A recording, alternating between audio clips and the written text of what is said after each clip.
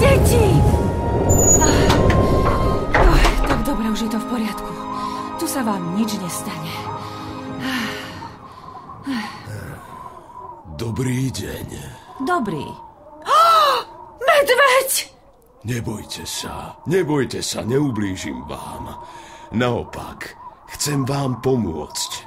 Prišiel som popýtať tvoju najstaršiu dcéru o ruku. Moju dcéru? Tebe, medveďovi? Ste chudobní. Už teraz nemáte čo do úst vložiť a tento rok bude zima mimoriadne krutá. Chatrný domec vám výchrica čo skoro zvalí. Kam sa potom podejete? Čo dáš jesť deťom? Čím ich zaodeješ? Ak mi dáš svoju dcéru, vyvážim ju zlatom. Áno, máš pravdu. Zima býva v týchto končinách krutá. Ale my sme si vždy nejako poradili. Poradíme si aj teraz. Svoje deti ľúbim nadovšetko. Ochránim ich pred zimou a mrazom. Aj pred tebou, medveď. Mama, medveď má pravdu. Mráz preniká cez deravé steny našej chalúbky až do kostí. Ak za ňou pôjdem a on dodrží slovo, budete sedieť pekne v teplúčku a nasítite sa. A verím, že ani mne pri ňom nebude zle. V jeho očiach sa zrkadlí dobro a jeho hlas je pokojný ako letný Vánok. Pôjdem za ňo. Ale dieťa moje, čo to hovoríš? Stanem sa ženou medveďa. Ďakujem ti, moja milá. Sľubujem, že svoje rozhodnutie neoľutuješ. Tvoja matka a súrodenci už nikdy nebudú trieť biedu a ani tebe sa nebude vodiť najhoršie. Verím, že raz budeš so mnou šťastná.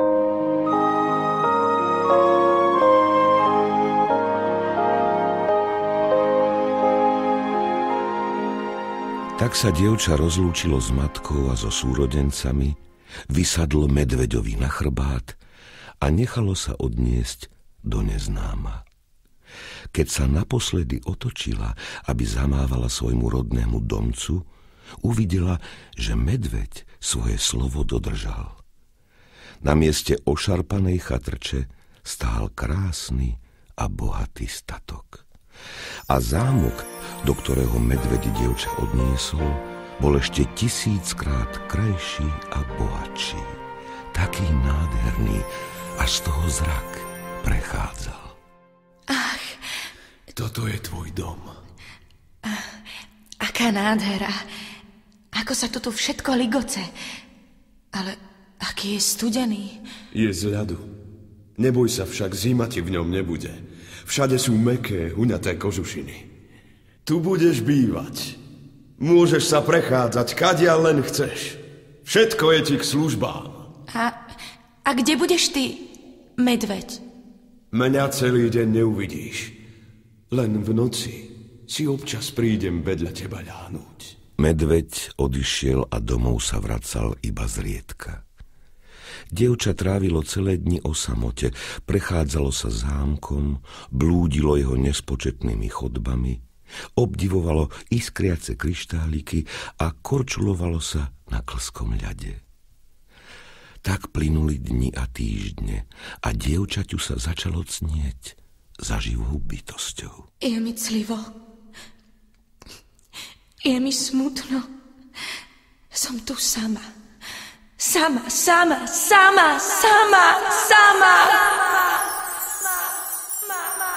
Pohraj sa s bábikami.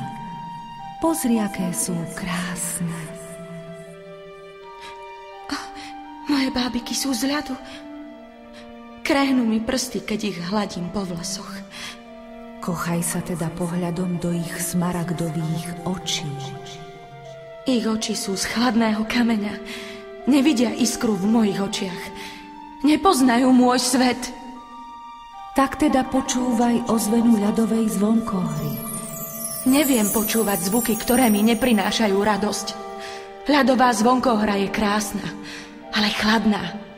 Nevie rozozvučať moje horúce srdce. Mám všetko, čo chcem, ale všetko toto bohatstvo by som vymenila za jedinú živú bytosť, s ktorou by som sa mohla porozprávať.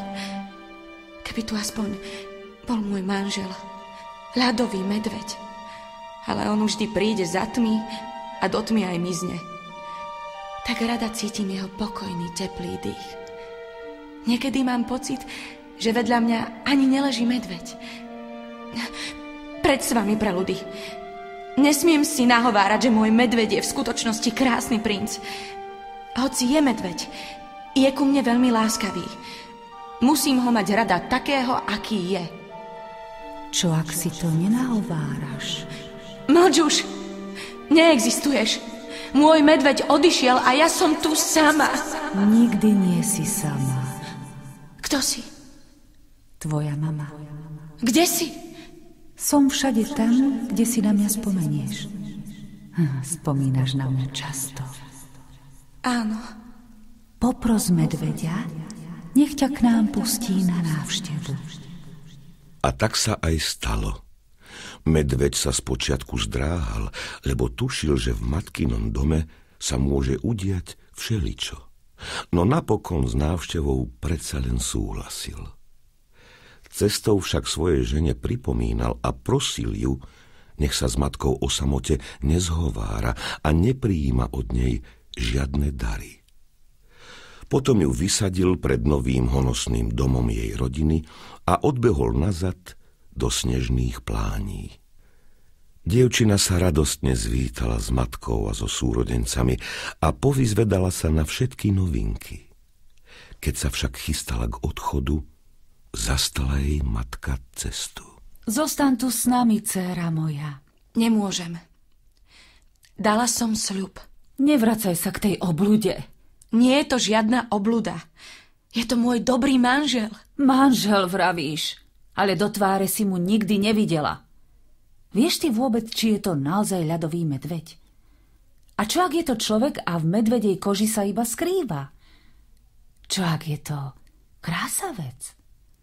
Ty to nechceš vedieť? Nemôžem. Prosil ma o to. Ako môžeš znášať také strašné pochybnosti?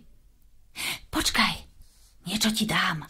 Nie, nič od teba nemôžem prijať. Je to len kúštiček sviečky. Len osvetlí jeho tvár a hneď zhasne. Nikto sa to nikdy nedozvie. No, skry si sviečočku do rukávnika. Keď zaspí, zapáliš ju a zistíš, kto je tvoj muž. Čo sa stalo, žena moja? Si akási bledá. Prečo mlčíš? Zhovárala si sa s matkou o samote však? Nie, nezhovárala. Viem, že áno. Vložila ti do dlane kúsok sviečky. Nie. A poradila ti, čo s ňou máš urobiť. Nič mi neradila. Stalo sa všetko, čoho som sa obával. Prosím ťa, žena moja, neurob, čo ti matka poradila. Nič sa nestalo. Vôbec nič. Sviečka od matky ma páli v dlani. Viem, že ju nesmiem zapáliť. Ale predsa, bola by to iba chvíľka. Sviečka je taká maličká. Plameň by hneď zhasol. Neurob, čo ti matka poradila. Nie, nezľaknem sa. Potichučky sa k nemu priblížim, zapálim sviečočku, pridržím mu ju pri tvári.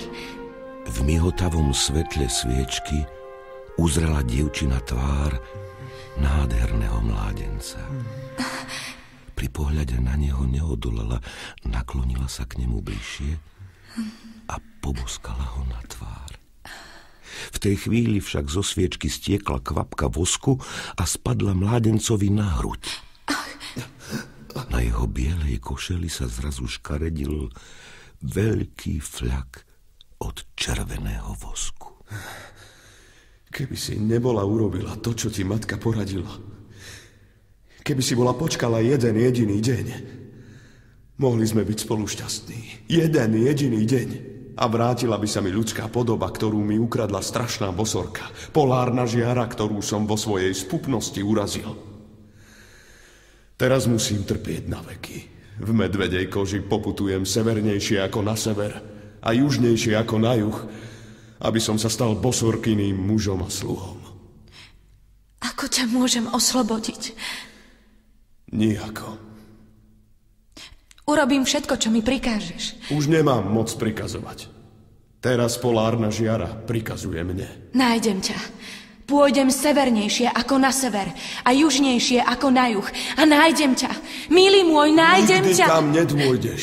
10-krát toľko, čo za deň prejdeš, ťa výchrica odnesie opačným smerom, ak čo len raz pokrčíš kolena. 10-násobne viac sa unavíš, ak si čo len na chvíľočku oddychneš. A aj keby si vychodila 3 páry železných topánok, severnejšie ako na sever a južnejšie ako na juh, aj tak nedôjdeš. Nik nevie, kde to je. Nájdem ťa. Nikdy ho nenájdeš. Nikdy. Nikdy. Tak sa dievčina zababušila do kožušín a vydala sa hľadať svojho muža. Šla a šla, ale všade naokolo bola len nehostinná snežná pláň. Výchrica ju zrážala z nôh a mráz jej zaliezal až do špiku kostí. Vysmievaš sa mi? Výchrica, že severnejšie ako na sever a južnejšie ako na juh nikto nedôjde? Lebo nikto nevie, kde to je? Lebo sa nikto nikdy nepokúsil dôjsť tam? Som unavená. Sadnem si na chvíľočku, vystriem sa a hneď sa mi uľaví. 10-krát toľko, čo za deň prejdeš, ťa výchrica odnesie opačným smerom, ak čo len raz pokrčíš kolena. Uľaví sa mi. Potrebujem si oddychnúť. 10-krát toľko sa unavíš, ak si čo len na chvíľočku oddychneš. Ale ja už ďalej nemôžem. Nevládzem. Nikdy ho nenájdeš. Nikdy. Severnejšie ako na sever a južnejšie ako na juh sa nikdy nedostaneš. A dostanem. Pôjdem za svojou láskou a tebe napriek, ty Ježibaba hnusná. So mnou sa nežartuje. Aj keby som mala odpadnúť od únavy a zmrznúť, pôjdem. Vzala si mi môjho milého. Už nemám čo stratiť. Aby si nebola prekvapená, dievčinka. Máš ešte veľa toho, čo možno stratiť. Ha, ha, ha, ha. Už nevládzem. Nohy by ma aj niesli. Zima ma umorí. Ale vzdať sa nemôžem. Keby len tá výchrica tak nebesnela. Ale... Vidia to moje oči, či sa mi to len zdá? Chalúbka. Rýchlo k nej. Dobrí ľudia ma iste prichylia. Vreve vetra ma asi nepočujú. Treba zabúchať silnejšie. Striga. Čo mi trieskaš na dvere? Čo si myslíš? Že som hluchá? Prepáčte, starenka. Výchrica zavíja a vy ste dlho nechodili. Čo si to tam mrmleš pod nos? Ako ťa mám dopočuť v tejto fujavici, he? Prepáčte mi, gazdina. Čo hovoríš? Že gazdina? Prepáčte. Pekne ma ty nazývaš, veru? Nikto ma tak pekne už 300 rokov nenazval. No poď teda ďalej. No, čo tu chceš? Hľadám svojho muža, ľadového medveďa, ktorého polárna žiara väzní severnejšie ako na sever a južnejšie ako na juh. Ak ho nenájdem včas, stane sa jej mužom a otrokom a ja ho navždy stratím. Poradte mi, gazdina, ako sa tam dostanem? Severnejšie ako na sever a južnejšie ako na juh. To teda neviem, kde by to mohlo byť. Ale ak mi dáš svoje vlasy, pošlem ťa k svojej staršej sestre. Tá o tom mieste možno počula niečo viac. Moje vlasy? Ak nechceš, nechaj tak. Počkajte. Vezmite si moje vlasy.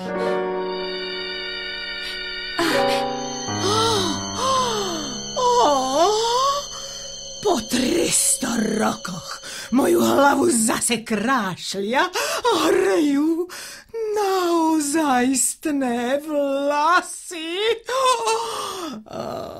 Tu máš toto čarodejné klopko.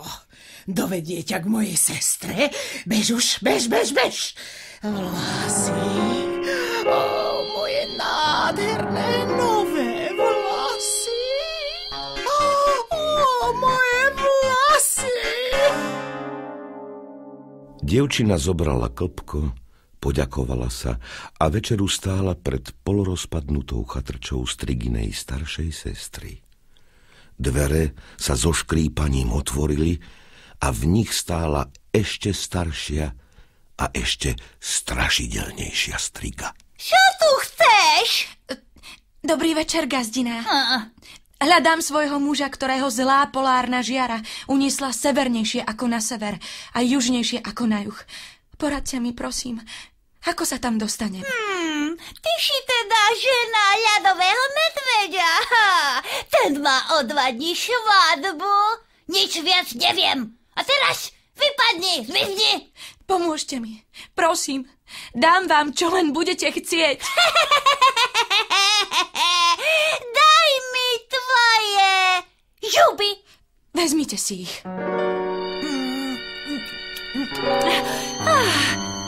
No, neviem síce, kde je severnejšie ako na sever a južnejšie ako na juh, ale dám ti čarovné klpko, ktoré ťa dovedie k mojej najstaršej sestre.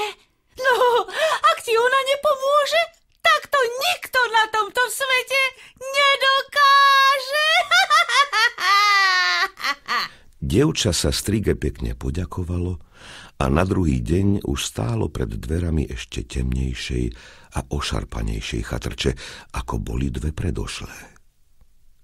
Striga, ktorá z nej vyšla, mala nos 9 lakťov dlhý, na plešatej hlave jej trónil obrovský krkavec, v ústach mala 3 hnilé zuby a namiesto očí len čierne diery. Čo tu chceš? Hľadám svojho manžela, ktorého polárna žiara odvliekla severnejšie ako na sever a južnejšie ako na juh. Ste jediná, ktorá mi môže pomôcť. Ty si určite žena ľadového medveďa. Ten sa ale zajtra žení. Ak ho dovtedy nenájdem, navždy ho stratím. Pomôžte mi, prosím. Dám vám, čo si len zažiadate. Máš oči? Mám. Vezmem si ich za radu.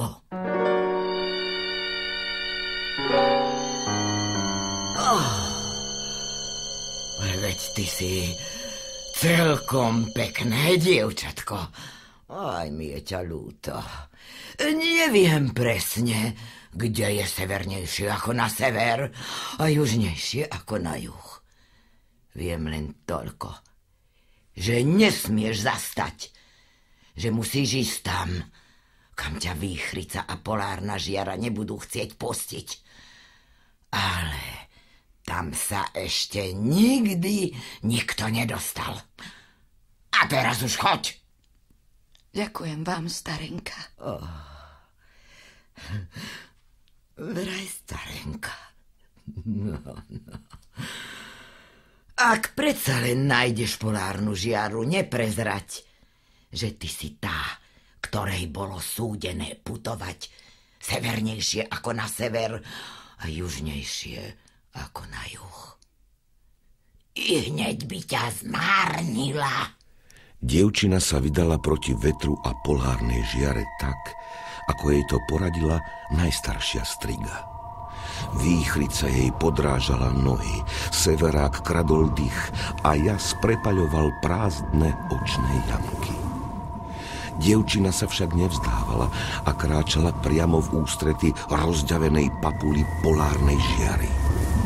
Zrazu sa vetry utíšili, prudká žiara pohasla a dievčina stála pred špinavým, temným hradom, z ktorého rázne vyšla odporná chudá starena. Ako si sa sem dostala? Zablúdila som.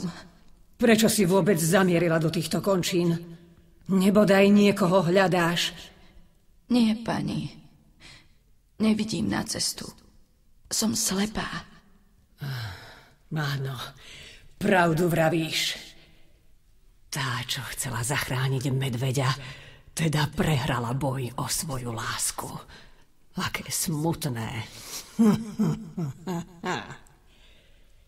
Na poludnie sa vydávam, ale môj nastávajúci má na košeli voskový fľak, ktorý nikto nedokáže vyprať. Ten fľak vyčistíš. Ak sa ti to nepodarí, skončíš ako pochúťka na mojom svadobnom stole. Ha, ha, ha, ha. Zle, nedobré skončíš, dievčička. Úloha, ktorú ti dala polárna žiara, sa nedá splniť. Fľak nedokáže vyprať žiadna iná žena ako tá, ktorá ním košeľu poškvrnila. Uteč, kým sa dá, a zachráň si aspoň holý život.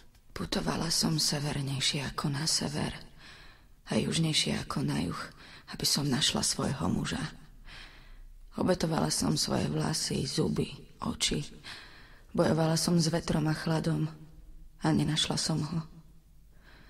Dnes sa ožení s polárnou žiarou a ja ho už nikdy neuvidím. Už nemám čo stratiť, starček. Daj mi tú košeľu.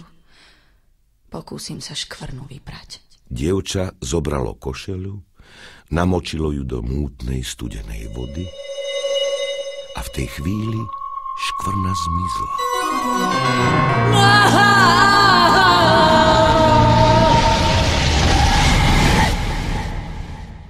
Na mieste vetchého starca stál odrazu krásny mládenec a vrhol sa dievčine k nohám.